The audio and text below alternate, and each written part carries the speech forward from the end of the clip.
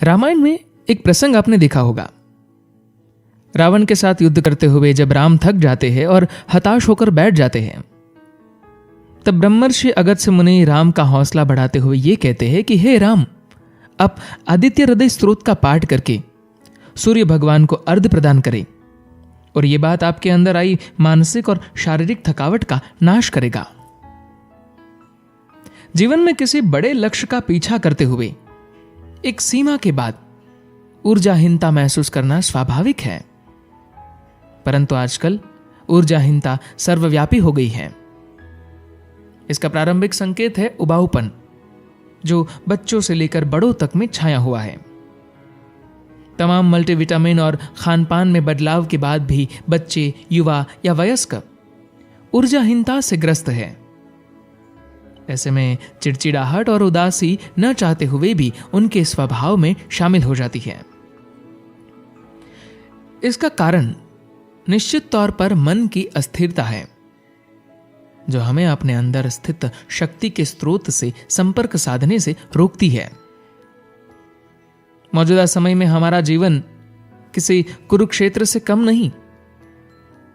हम में बहुत से लोग जीवन की कठिनाइयों से परेशान होकर हथियार डालने के लिए तत्पर हो जाते हैं, क्योंकि जीवन की चिंताओं का अंत नहीं नजर आता। एक पक्ष सुलझाओ तो दूसरा उलझता है और उत्तर सूझता ही नहीं है। इसकी वजह यह है कि हमारा मन कभी स्थिर और शांत नहीं होता है। एक साथ 10 काम निपटाते हुए हमारा मन हर समय अशांत रहता है, जिस कारण हम अपने जीवन की समस्याओं के उत्तर बाहर ढूंढ रहे होते हैं, जबकि उत्तर तो सारे हमारे अंदर ही हैं। मन की अगाध शक्ति से परिचित कराने की तकनीक यानी प्रार्थना। ऐसा संभव है कि शुरुआत में प्रार्थना में मन न लगे, पर धीरे धीरे हम एकाग्र होने लगते हैं और अपने अंतर्मन की ऊर्जा में उतरने लगते हैं। प्रार्थना का अर्थ बहुतों ने आसन जमा कर मंत्र जपना समझ लिया है। ये प्रार्थना की एक विधि हो सकती है, परंतु इसका उद्देश्य मन की उस ऊर्जा से संपर्क बिठाना होता है जिसे अनुभूत करने के बाद हम अपने वास्तविक स्वरूप को जान पाते हैं। मन में अवस्थित ऊर्जा को मुक्त करने के लिए मंत्र कारगर है। राम रावण युद्ध में श्री राम भी आदित्य हृदय स्तोत्र के माध्यम से अपने मन के साथ संपर्क स्थापित कर उत्साहित होते हैं। मन हमारे भीतर निहित ऊर्जा का प्रामाणिक स्रोत है और मन को पाने का एकमेव तरीका आत्म साक्षात्कार है।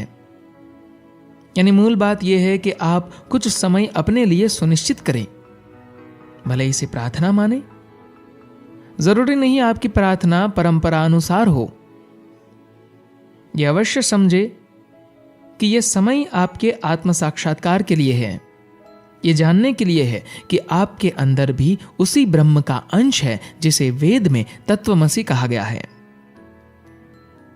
प्रार्थना के द्वारा हम अपने मन में चल रहे विचारों की कोलाहल को विराम देने की कोशिश करते हैं, जिसके बाद ईश्वर का अंश हमारे समक्ष धीरे धीरे स्वयं को अभिव्यक्त करने लगता है।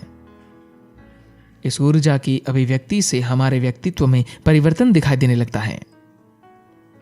इसके बाद हम जीवन की जटिलताओं से हारते नहीं, बल्कि मानसिक थकावट के समय में प्रार्थना, ध्यान और मंत्र जाप के द्वारा अपने अंदर की ऊर्जा को रिचार्ज करने की कोशिश करते हैं। धन्यवाद।